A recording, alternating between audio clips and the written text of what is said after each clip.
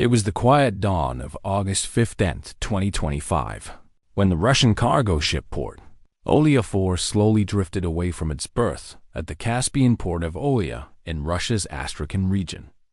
On paper, it looked like another uneventful voyage across one of the country's most secure waterways.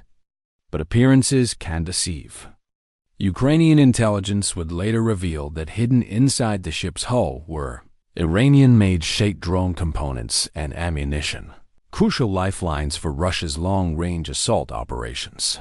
For Moscow, this mission seemed untouchable. Who would dare attack a vessel deep within Russian territory, sailing across a closed sea surrounded entirely by supposed allies and neutrals?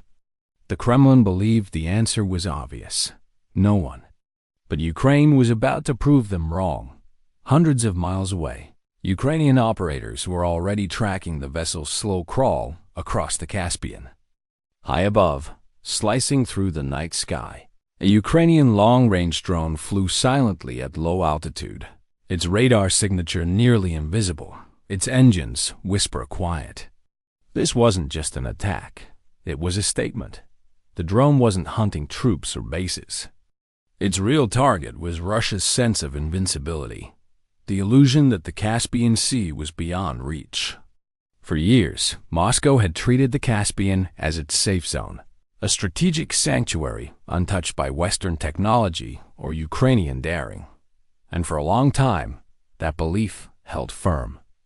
The Caspian was landlocked, far from the front lines, blanketed by Russian radar and air defenses. But at precisely 4:17 that morning, that illusion went up in flames. Moments later, fire engulfed the deck of Port Olia-4, and thick black smoke spiraled into the rising dawn. For the Russian Navy, this wasn't a small mishap. It was a rude awakening. If Ukraine could strike this deep, inside Russia's own inland sea, then nowhere was safe. At 4:25 a.m., barely 8 minutes after the ship had left port, Ukrainian operators gave the go-ahead. Somewhere far from the Caspian basin, the drone dipped low. Hugging the ground in waves to stay invisible to radar dot, it had already crossed hundreds of kilometers through Russian skies without being detected. Now, it locked onto its final approach, skimming the water just meters above the surface. Radar signature no larger than a bird. Russia's powerful air defense network, tuned to catch high-altitude threats, never saw it coming. Astrakhan's radar operators were watching the skies, not the sea. When the drone struck, it hit with surgical precision. It slammed into the ship's starboard side, just below the bridge. The warhead detonated inside the cargo hold, where stacks of Iranian drone engines and munitions were packed tight. The explosion was devastating. By 4:35 a.m., the vessel was a blazing wreck. Flames ripped through the deck, and a thick column of smoke turned the horizon into a burning beacon. Distress calls poured in, panicked, disoriented, and almost unbelievable. A Ukrainian drone? In the Caspian? Russian port officials dismissed it at first as nonsense. But reality didn't care. It had already arrived. This strike didn't come out of nowhere. To understand why Ukraine took such a bold step, you need to understand what the Caspian Sea meant to Moscow. On the map, it looks like an enormous inland lake, sealed off from NATO waters, unreachable by Ukrainian forces, and bordered by 5 nations: Russia, Kazakhstan, Turkmenistan, Iran, and Azerbaijan. In Russia's mind, that made it safe. That false sense of security gave the Caspian huge strategic weight. Astrakhan and Port Olia became key arteries in Russia's logistics network. The Port Olia-4 wasn't just carrying cargo, it was carrying future attacks. Each crate of drone engines was another night of explosions over Ukraine. Each box of circuit boards, another round of terror from above. For Ukraine, targeting this ship wasn't symbolic. It was tactical, a direct strike at the heart of Russia's supply chain of destruction. The geography had made Moscow complacent. Unlike the Black Sea, where Ukraine had already proved its reach with sea drones and Western intel, the Caspian felt untouchable. Russian commanders didn't bother with escorts or defensive convoys. Why would they? In their eyes, this was a private lake. That's exactly why the strike mattered. It didn't just destroy a ship, it shattered a belief. The idea that geography and distance could guarantee safety was obliterated. If a Ukrainian drone could travel hundreds of kilometers and hit a ship deep within Russia's own inland sea, then nowhere, no port, no depot, no refinery was beyond reach. For Kyiv, this wasn't merely a successful mission. It was a message burned across the Caspian dawn. Sanctuaries no longer exist. For Moscow, that realization hit harder than the explosion itself. The strike on Port Olia-4 didn't just tear through steel. It pierced Russian pride. Within hours, state-controlled media scrambled to contain the damage. Early reports were deliberately vague. A fire aboard a civilian ship in Astrakhan Oblast, currently under investigation. No cause for concern. No mention of drones, no whispers of sabotage. But in an era of satellite photos and instant online sharing, cover-ups don't last long. By sunrise, Ukraine's intelligence released overhead shots showing the truth. Port Olia-4 listing at the pier. Its deck blackened with burn marks, oil slicks spreading in the water around it. Independent satellite firms verified the same grim scene. The evidence spoke for itself. This wasn't an accident. It was a precision strike. The Russian Ministry of Defense stayed silent. Pro-Kremlin outlets quickly filled the void. Floating excuses, faulty wiring, a fire in the engine room, even crew negligence. But no one outside Russia was buying it. Western analysts, meanwhile, focused on the real story, the technological leap Ukraine had just unveiled. Hitting a target deep inside the Caspian wasn't a lucky shot. It was proof that Kyiv now possessed drones capable of flying hundreds of kilometers undetected, navigating through hostile airspace, and hitting their marks with surgical accuracy. The question spread quickly. If Ukraine could reach Olia, what else could they hit? Refineries, shipyards, even naval bases further along the Caspian suddenly looked vulnerable. For the Russian Navy, that thought was chilling.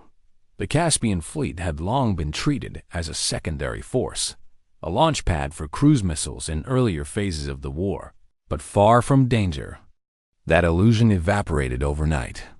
Suddenly, every anchored ship, every cargo vessel waiting to load, was a potential target. Defense resources had to be reshuffled in panic. Air defense systems repositioned. Patrol zones widened. Escorts reassigned to convoys that once sailed freely. The logistics Russia relied on began to slow, tangled by fear and new precautions. And the shockwaves didn't stop at Moscow. In Tehran, alarms were going off too. Iran's quiet pipeline of drone parts to Russia depended on the Caspian route being safe. If Ukraine could disrupt or even threaten it, that supply line and Iran's influence could crumble. Reports soon emerged that Iranian advisors were pressing Moscow to fortify its ports and defend its transport routes, worried that the next strike could sink vessels before they even reached Russian soil. Meanwhile, in Kyiv, officials seized the psychological advantage. Statements from Ukraine's leadership carried an unmistakable message.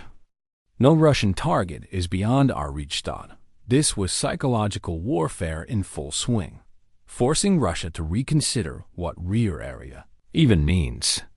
Kyiv's warning was clear. Distance doesn't mean safety anymore. But the impact reached even further. The attack reinvigorated Ukraine's allies. For months, Western governments had wondered whether their support was truly moving the needle. The charred wreck of Port Olia-4 gave them the answer. It proved that Ukraine could innovate and strike effectively, even without a massive navy or endless missile stockpiles. With a handful of engineers, operators, and ingenuity, Ukraine had just shattered one of Russia's deepest myths, the idea of a safe zone. The message was written in smoke across the Caspian horizon. Russia's supply lines had been wounded, its illusion of sanctuary destroyed. With one daring strike, Ukraine didn't just hit a ship, it redrew the boundaries of vulnerability. This strike wasn't just about destroying one ship, it was about rewriting the playbook of modern warfare. For decades, geography had been one of Russia's greatest weapons. Distance, depth, layers of defense, all of it gave Moscow the illusion of security, the belief that some places were simply untouchable. But after Port Olia-4, that illusion is gone. Now, every commander in Russia has to think differently, as if every port, every refinery, every depot, even deep inside their own borders, could be the next target. For Ukraine, the message couldn't be clearer. We can reach you anywhere. And that message isn't just strategic, it's psychological. It's a warning to Moscow and a surge of pride for a nation that's been fighting against impossible odds. For the Kremlin, though, it's a growing nightmare, one that spreads with every kilometer of coastline. Every supposedly safe ship leaving harbor. Port Olia-4 thought it was protected. It was single quotes to it underestimated Ukraine and paid the price. So now, the real question is, if Ukraine can strike this deep into the Caspian itself, where will they go next? Tell me what you think down below. I'll be checking out your comments. Thanks for watching.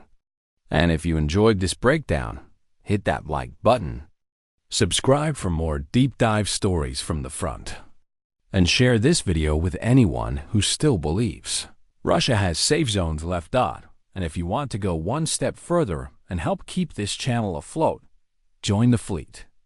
Members get loyalty badges, priority replies, and help us bring more untold maritime stories to light. Just click join on our channel page to come aboard. And remember, the next time someone says the Caspian Sea is Russia's safe backyard, just smile and ask them, safe for who? See you in the next one.